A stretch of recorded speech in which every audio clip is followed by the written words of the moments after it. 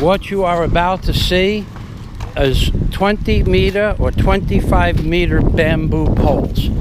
And these are not as big as the ones I saw last night on the beach, but still these are 20 or 25 meters, some of them. And I hope the truck comes this way, and he's not. So what we're gonna have to do is show it to you this way.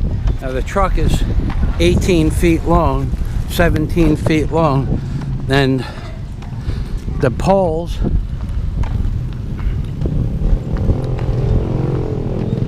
are 20 meters, those poles. But last night I saw 25 meter poles, and they were on the beach. I went to visit a friend, and on the beach I saw a barge coming in with the bamboo poles on them, and they used those poles for scaffolding, and they used them. Those poles last night will be used to make a barge at Balakasag Island. That's what those poles will be used for. I don't know what these poles will be used for, but those poles that were 25 meters, the bamboo, they were approximately 6 inches in diameter on the thick end. Probably the wood was every bit of 3/4 to 1 inch thick, depending on the slow growth of the tree. And then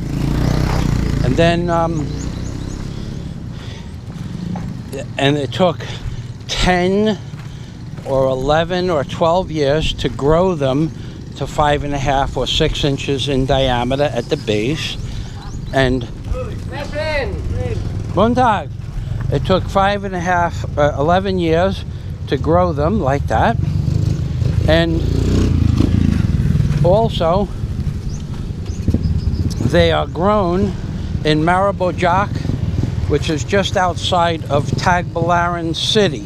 It's west, I think, or northwest of Tagbilaran City, Maribojak, and that's where the forest of the bamboo comes from. Apparently they cut it down. They don't let it dry for a very long time because the poles were still, you could hear when you banged on them, they sounded like a drum. They were still, let's say the wood was still pliable. It still had moisture in it. Then what they'll do, they either use them for the scaffolding the way they are, let them dry out, because when they get dry, they only get stronger to a certain degree. And then if they put them in the ocean, then in the ocean, they will cut them into certain lengths, and then they will shove another piece of bamboo in the open end, like a plug, to keep the growth from growing against the bong part of the bamboo. And then they will be good to make a raft out of, which you will see in another one of my videos. They will be good to make a raft out of,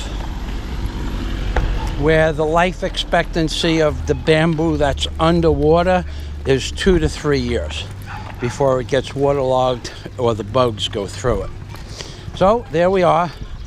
That's just one little video about bamboo in the Philippines. Now, I wish I would have had from last night, but those were every bit of 25 meters. I was speaking with the men, and I explained to them that I had a marine construction company, and I used to build rafts out of logs. In America, the bamboo wouldn't work. It would work, but there was no bamboo to have, so we used styrofoam and logs.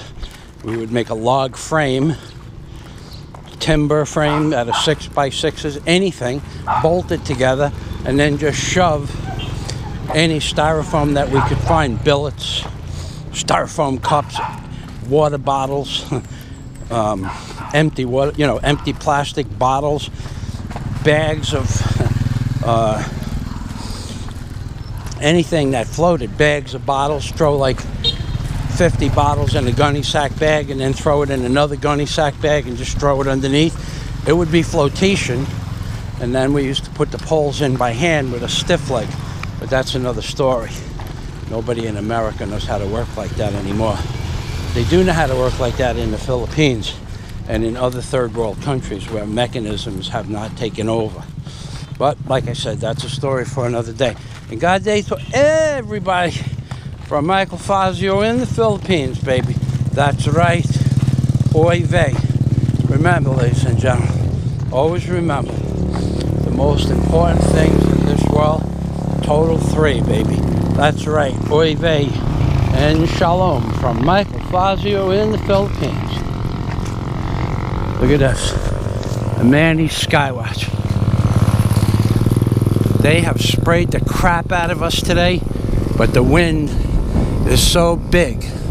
The wind is so big, it cleared the sky. Look at this shit.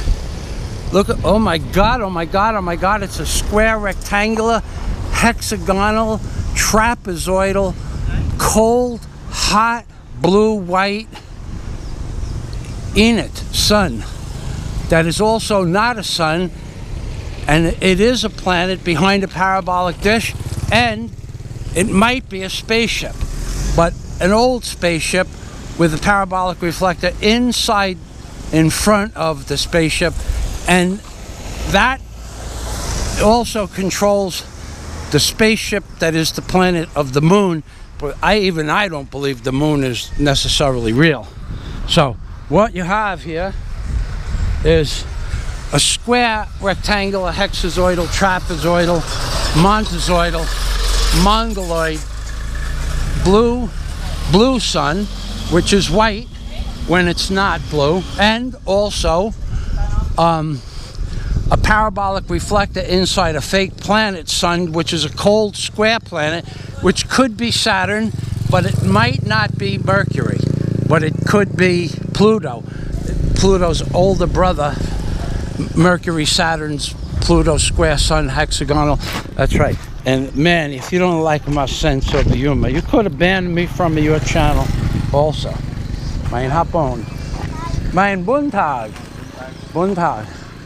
You can abandon me. You have abandoned everybody, man. You have abandoned Tony T, who is like a mini Manny now. Cannot.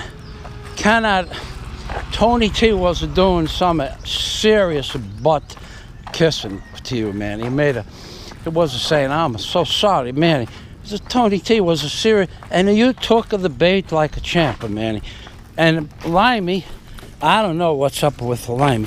He believes in the space shuttle, and personally, I believe it would be too much work for them to fake all of that stuff.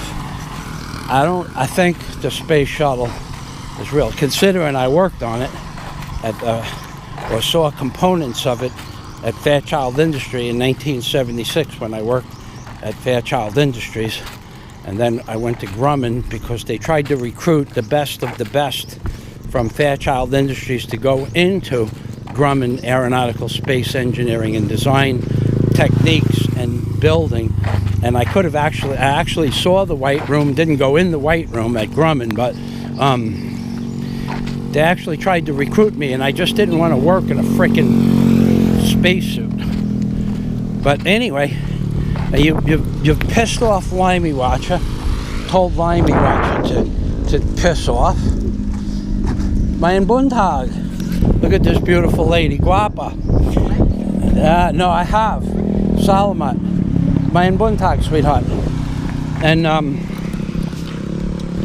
you've pissed off Limey. You've pissed off Tony. You've pissed off JGB. Pissed off Scuminati. You don't watch my videos anymore. You don't reply to my blue when I told you they're making clear chemtrails. You don't reply to that. You don't reply when I goof. I know you don't have time. I know that you are a busy man, man. You are, all kidding aside, probably the hardest. You actually do produce a great deal of really cool stuff, man. You know, I'm not kissing your ass because you know I don't really give a crap what you do and what you don't do. But you are one of the hardest working men on YouTube. Personally, I think you should tone it down a little bit because somebody might get pissed off, and you should be more congenial like Mike. But that's up to you. Not not that I care who you offend, because I am an equal opportunity offender also. But maybe somebody could take offense. You work so hard to build up your channel, you really don't want that to happen. So you have to be more like Mike, my Montag. So who else did you piss off? JGB, Johnny, pissed him off too. You've pissed everybody off, and then somehow everybody is back playing the mini-me. Manny's mini-me's. And I think you should name the next video that you make Manny's Skywatch / The Drama Continues. That's right, baby. Oy vey and shalom from Rabbi Jew Barker in the Philippines, baby. That's right. Blue skies headed my way. There it is, baby. Rabbi Jew Barker is in the sun.